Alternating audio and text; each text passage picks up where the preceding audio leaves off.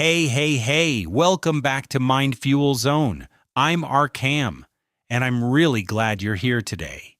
Seriously, thank you for showing up. This episode is going to be really useful for you, I promise.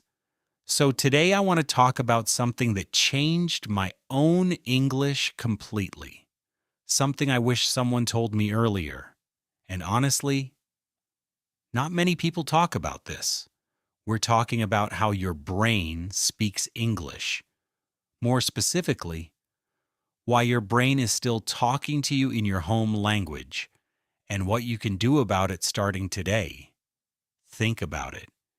You've been studying English for a while now. You know some grammar. You know words.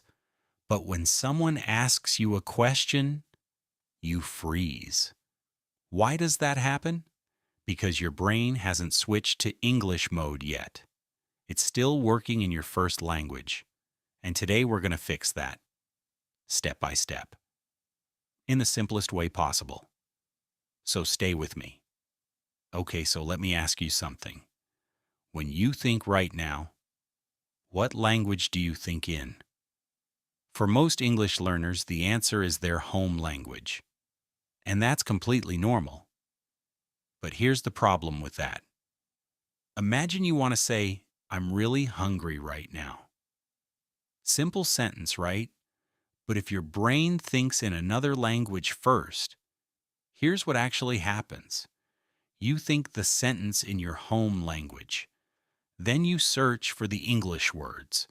Then you try to put them in the right order. Then you finally open your mouth. By that time, the moment is already gone. The conversation moved on, and you feel embarrassed. And then you think, my English is so bad. But that's not true at all. Your English isn't bad. Your brain just hasn't made the switch yet, and that's completely normal. So the goal here isn't to learn more words. You probably already know enough words. The real goal is to teach your brain to use those words directly. Without going through that middle translation step, let me give you a simple picture. Imagine you move to a new house. Everything is in a different place. The kitchen is different. The bathroom is somewhere new. For the first few weeks, you keep going to the wrong room. Your feet just go to the old familiar spots. But after a few weeks, your feet go to the right place automatically. You don't even think about it. Your brain learned the new layout. That's exactly what we're doing with English. We're giving your brain a new layout, a new home, where English is the default language, and it doesn't take years. It just takes the right practice every day. Now let me tell you why this actually matters. Why is thinking in English such a big deal? First, your speaking becomes faster, way faster, because you're removing one whole step from the process. Your thought becomes a sentence directly. No translation needed in the middle. Second, you make fewer strange mistakes. You know those mistakes that sound weird, even though your grammar is technically right? Like saying, I have headache instead of I have a headache. Those small, unnatural errors. Those happen because you're translating. When you think in English, your brain learns the natural patterns, not the translated ones. Third reason, and this is a big one, your confidence goes way up. When words come to you fast, you feel good about yourself. You stop being scared of conversations. So many people know English, but they avoid speaking because they feel slow. Once their brain switches, everything changes. And the fourth reason, you start understanding native speakers better. Your brain stops processing everything twice. It just understands directly. Like when you watch a show and you suddenly realize you don't need subtitles anymore. That moment feels amazing. Okay, so now you know why this matters. Let me talk about what's actually stopping people from making this switch. Here are some real things that block people, not big fancy problems, just small everyday habits that hold the brain back. First blocker, always using a translation dictionary and not just checking. Translating every single word back to your home language. This one is sneaky because it feels helpful, but it's actually keeping your brain stuck. Every time you translate a word, your brain files it under your home language, not English. So if you look up the word nervous and you only see the translation, your brain connects nervous to that home language word, not to the actual feeling. And later, when you feel nervous, your brain goes to your home language first, not the English word. Second blocker, waiting until your English is perfect before you start thinking in it. A lot of people say, I'll start thinking in English when I'm better at it. But that's like saying I'll start swimming when I stop being afraid of water. You can't get better without doing it. Imperfect English thoughts are totally fine. They're actually part of the process. Third blocker, only using English when it's study time. You open your textbook and you're in English mode. You close it and you go right back to your home language. Your brain needs English to feel like normal life, not just school time. This is really important to understand. And the fourth blocker is a mindset one. Feeling embarrassed about thinking slowly in English, so you just give up and go back to your home language. But slow thinking in English is not failure. It's training. Every slow thought is like one rep at the gym. It's making you stronger. All right? Now the good stuff. How do you actually fix this? How do you make your brain switch to English? Here are some simple things that actually work. Not complicated, not expensive. Just real habits you can start today. First thing, give things around you English labels. Just in your head. You're sitting somewhere right now. Look around. Chair, wall, cup, fan, window. Then make it a tiny bit bigger. Instead of just thinking chair, think my old brown chair. That's it. 2 extra words. You're not writing essays. You're just noticing things in English. This quietly trains your brain to connect real life with English words. And the best part, you can do this literally anywhere. In the car, in the kitchen, at the market. Second habit, have a small chat with yourself in English. Just 2 or 3 sentences while you're doing normal things. Like when you're making breakfast, think, I'm making eggs, I'm a little tired, but coffee will help. No one is judging you. It's just you and your brain practicing together. This is honestly one of the most powerful things you can do. Third, switch to an English-only dictionary. This one is a real game changer.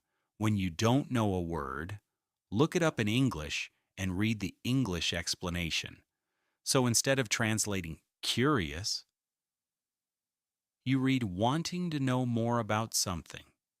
Your brain stays in English the whole time. At first it feels slow, but after a week or two it gets really natural. Fourth, start your thoughts small. Don't try to think a whole paragraph in English. Just think one short sentence. Instead of planning your whole day in English from the start, just think, I need to eat something. That's it. One thought, one sentence. Then slowly you get comfortable, and the sentences get longer on their own. You don't force it. It just grows naturally. Fifth, ask yourself questions in English, simple ones. When you wake up, think, how do I feel today? When you go outside, think, What's the weather like? Questions are great because they make your brain actually respond. It's not just passive.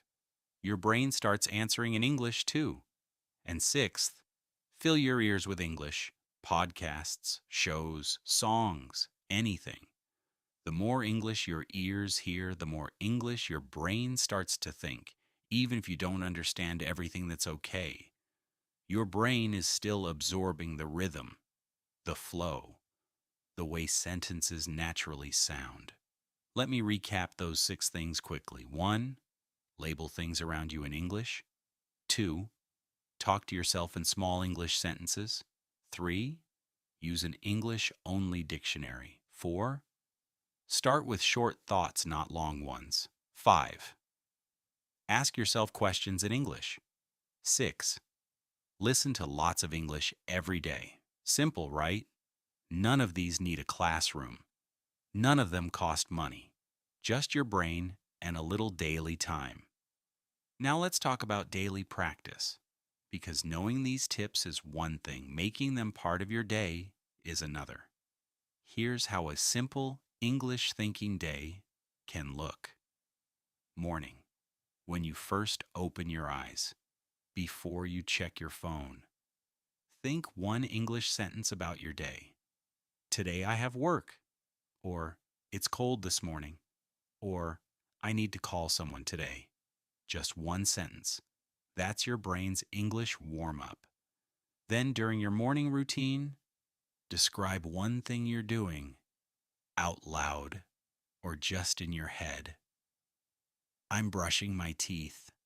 The toothpaste is mint flavor. Details are good. Details keep your brain engaged. Then during your day, pick 20 to 30 minutes where you only think in English. Set a timer if you need to. During those minutes, no translating, even if it's hard. If you forget a word, just describe it with what you know. The thing I use to drink water. That works perfectly fine. And at night, before you sleep, review your day in 3 or 4 English sentences. Today was busy. I talked to a friend. I had rice for lunch. I feel tired now. That's it. Morning thought. Midday mini habit. 30-minute English-only window. Evening review. 4 small things. Do these for 30 days, and you will feel a real difference. Not a small one. A real noticeable difference. Also, keep a small journal. Nothing fancy. Just write 5 to 7 sentences a day in English about anything. Your mood, your lunch, something funny that happened. Writing and thinking use the same mental muscle. When one gets stronger, the other does too. All right, let me be honest with you for a second. This isn't always easy. Some days your brain will just refuse to switch. You'll try to think in English, and nothing will come. And that's completely okay. It doesn't mean you're failing. It means your brain is tired or stressed, and that's just human. One thing that really helps, don't put pressure on being correct. Just put pressure on trying. Like if you think I go to shop yesterday, that's not perfect grammar, but your brain thought in English, that's a win. Celebrate the small wins. They add up faster than you think. Another challenge, forgetting words. You're thinking in English and suddenly a word just disappears, blank. Don't switch back to your home language. Just describe it. Keep going in English. Your brain learns to work around gaps, and that skill is actually really useful in real conversations too. And the last challenge, losing motivation. A week in, and you feel like nothing is changing. Here's the truth. Progress in language learning is invisible at first. Then one day it just clicks. You'll be in a conversation and realize you didn't translate once, and it will feel amazing. So trust the process. Even when it feels like nothing is happening, something is happening inside your brain. The connections are forming, slowly, but they are forming. Okay, let's bring it all together. Today we talked about why your brain still thinks in your home language, and why that's the real reason many people struggle with speaking English. We talked about what blocks the switch: too much translation, only using English for study, fear of being slow or wrong. We went through 6 simple habits to start thinking in English, and I gave you a daily routine that takes maybe 30 to 40 minutes total. And we talked about the real challenges and how to push through them without giving up. Here's the one thing I want you to remember from today. You don't need more English. You need to use the English you already have more, often, inside your own head. That's it. That's the real secret. Use it, think it, live it. Even badly, even slowly, your brain will catch up. It always does. It just needs you to give it the chance. So here's your challenge for this week. Every morning, think one English sentence before you check your phone. Just one. Start there and tell me about it in the comments. Tell me your one morning sentence. I genuinely love reading those. This whole community, MindFuel Zone, is built for people like you. People who want to grow, who want to learn, who want to get better every day. And you're already here, so you're already doing it. I'm really proud of you for that. Keep going.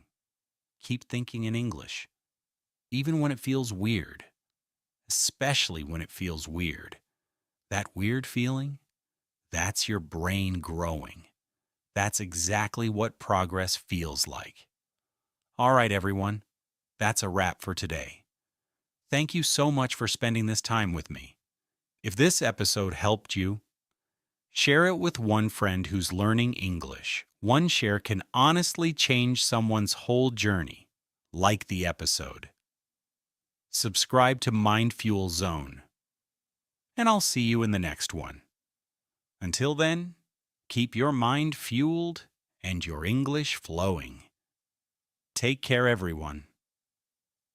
Bye.